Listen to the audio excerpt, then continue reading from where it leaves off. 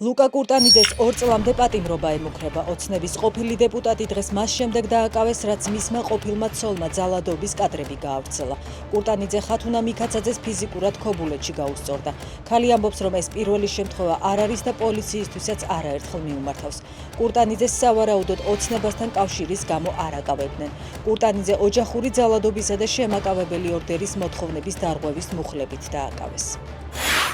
საპროტესტო აქციების დროს პოლიციელებს საპატრულო პოლიციის დეპარტამენტი გამარტივებული შესყიდვით გამოკვებავს. 24 ივლისიდან 31 აგვისტომდე ბიუჯეტიდან ამისთვის 20,000 ლარი დაიხარჯება. პოლიციელებს საკვებით შპს დეჟავუ მოამარაგებს, რომლის 100%-იანი წილის მფლობელი მიხეილ მამრიკიშვილია. პოლიციელების მენიუში იქნება სენდვიჩი ლორით და ყველით, ჰოთ-დოგი ლობიანი, კარტოფილის ღვეზელი, შოკოლადი გაზიანი სასმელი, ჩაი, ყავა და წყალი. ერთი მენიუს ღირებულება 30 ლარია. გამარტივებული შესყიდვით გეგმავს შინაგან საქმეთა სამინისტროს სასაზღვრო გამშვებ პუნქტ დარიალის მოწყობასაც.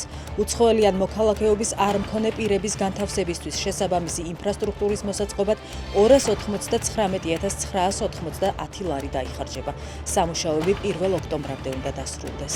მომდევნო დღეებში ტემპერატურის 41 გრადუსამდე მომატებაა ნავარაუდევი. გარემოს ეროვნული სააგენტო მოსახლეობას აფრთხილებს, რომ იზრდება ტყის ხანძრების რისკი.